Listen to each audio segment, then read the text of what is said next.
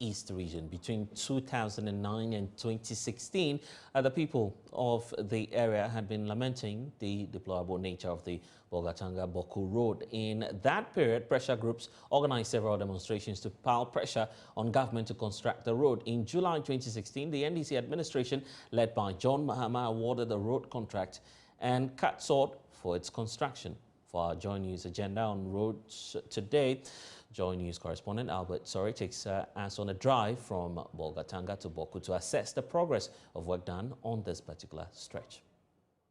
Contract for work on the Bolgatanga Bawku Pulmakum Road was awarded in the year 2016 by the erstwhile NDC government led by John Dramani Mahama. The contract was awarded to Brazilian construction firm Queiroz Galvao MI. The current MPP government, led by President Nana Akufo-Addo, initially halted the construction of the road after coming to power in 2017. But that same year, they awarded a revised contract to the same firm. The 117-kilometer road from the Bolgatanga municipality passes through 4 other districts: Bolgatanga East, Nabdam, Bawku West, and Binduri. It then goes through the Bawku municipality to the Ghana-Togo border town of Pulmakum in the Pusiga district. Now, a lot of work has been done on this road, and today, traveling on this road has become smoother than it used to be. I'm going to drive from Bolgatanga to Bawku to find out how smooth the road has become, and to find out from commuters how they feel now about the progress of work on this road so far.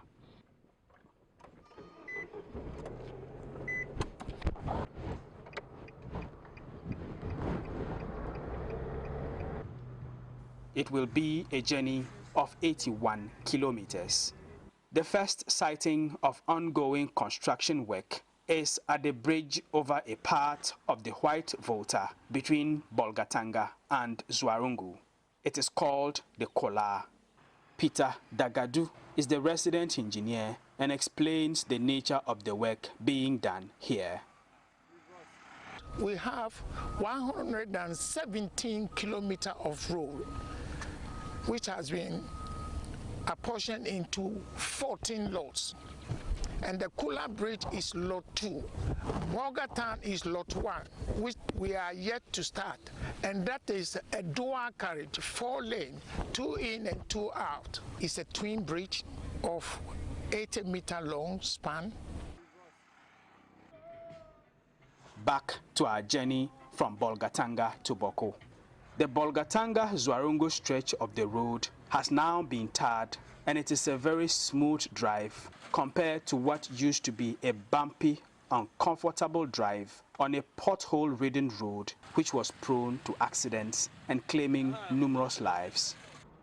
The drive remains the same from Zwarungu in the Bolgatanga East district to Nangodi in the Nabdam district and to Tili in the Bawku West district. At Tili, there is an untarred section stretching about 600 meters. Another bridge is being constructed on this section over the Red Volta. The next one is the Red Volta, a single carriageway, also 80-meter span. In total, we have done about 45%. But if you look at it solely in terms of the road, we've done more than 70%. After this untarred section, another smooth drive begins with tarred road from Tili to Zebila, still in the Bawku West district. We pass the Zebila township and a few minutes later come across an untarred but more troubled stretch at Kobori. This section of the road was washed away in the year 2020 when torrential rains coupled with the spillage of the Bagre Dam in Burkina Faso resulted in floods in many parts of the Upper East region. This untarred section stretches up to the bridge over the White Volta, which links the Bawku West district to the Binduri district. massive construction is ongoing of this bridge. And here also a single carriageway, 180-meter span. Where we are standing now is Lot 10, which is the White Water Bridge. We cross the portion under construction, which is about 500 meters long, onto a pothole-ridden stretch which continues for about another 500 meters. Then again, a third stretch begins from Gunwoko to Palwega before Bawku. Inside Bawku, the drive is a struggle. The Bawku Township roads are terrible, with dozens of potholes as drivers and tricycle operators try to meander their way to their destinations. For drivers who commute between Bolgatanga and Bawku, the road is now far better than it used to be. Compared to the other days where there were no tiled roads here, it's better now as compared to those days. You spend like 2 hours from Bolga to Bawku, but now you can spend like 45 minutes from Bolga to Bawku. The road is good for us. At first, we can use like 3 hours to get to Bawku, but now we can use less than 1 hour to get to Bawku or Bolga. Now it's far at the first, now it's good. The road is now fine. If you are going, come see, there was not having cars, small cars to go, but now the cars are there. If you have to go to place, you get cars fast and go. Work on the Pulmakom stretch is also underway. According to government, the Bolgatanga Bawku Pulmakom road is expected to be completed between March and December 2023. Here is Upper East Regional Minister Stephen Yakubu. It includes a bypass, bypassing Bawku town, and they have not started with the bypass. They are working on it, and that because if you travel along the road, and then he's talking about 45 or he's talking about 60%, you'll be wondering about this. You are almost done. Why this smaller percentage? Is because of the bypass. In fact, the first in the history of Upper East that we're going to have this bypass, and that is going to help Bawku to expand.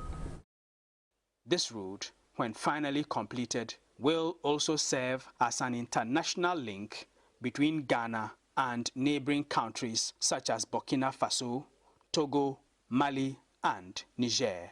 For now, the funds are secured and work on the road continues.